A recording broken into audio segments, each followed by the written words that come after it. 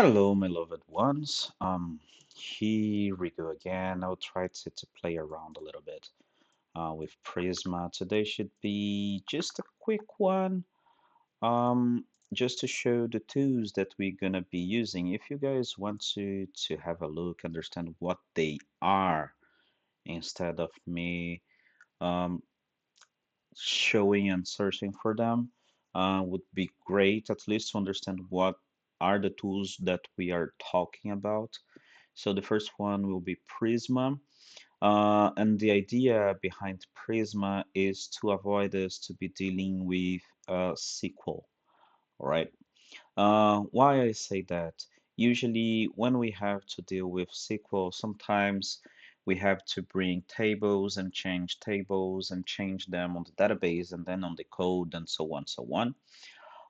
The idea behind this is to use a tool that's going to help us um, to deal with this. Um, all of those changes, transactions, and it's not about scale and everything, but it's more about uh, dealing with database in a more manageable way because I think we're going to change a lot our database and it's good to keep track of it. So they have for pricing, yeah, it's just free. This is for online use, but for DRM will be always free, so we don't need to be using anything online. But they have really, really nice documentation about this. So don't look at the Postgres, serverless Studio, and so on. We're going to be using only the ORM. So if you can have a look at Quick Start, not exactly run something, but understand what it is important. All right.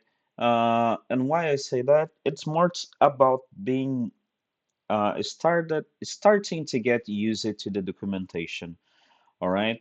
What to look at, how it looks, what the technologies they are, I don't know, mentioning, like, for example, Docker. What is Docker about? Whatever. What I want to say is just like uh, how to deep dive because they have tons and tons and tons of information.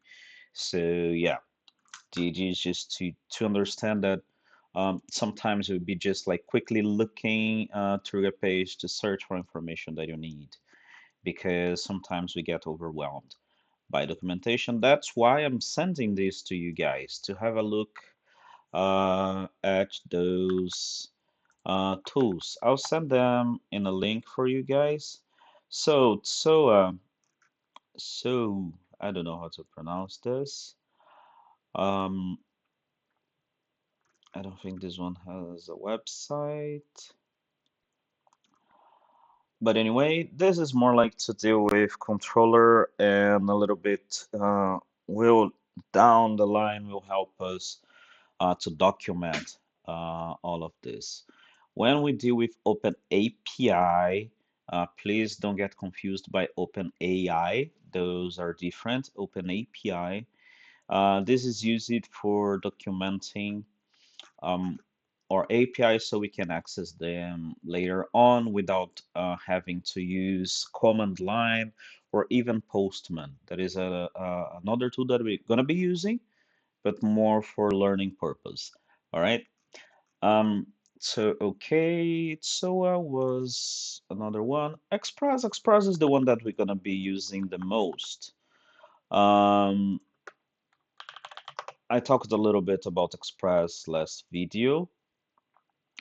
So this one is pretty much to serve our application, and we'll create the server and we'll just show that it's listening in this port, and you can deal with your API. They also deal with middleware, so we can execute a few things in the middle, like dealing with authentication, limiting routes and stuff, but I'll not really deep dive in it.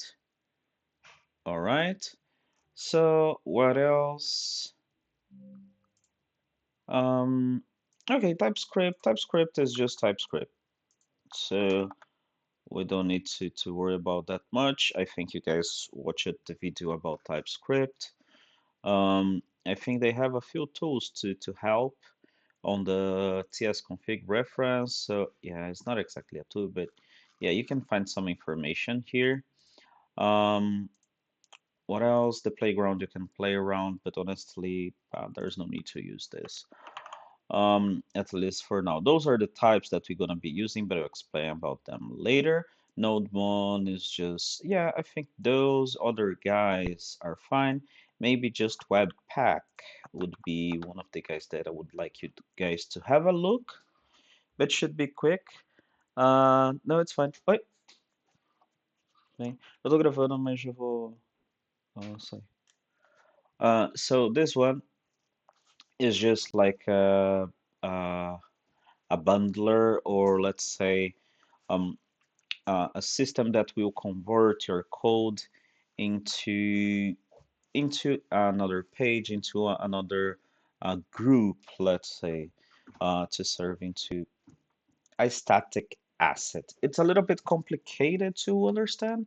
Actually, it's more complicated to me to explain than you guys to understand later. So I truly recommend to read this.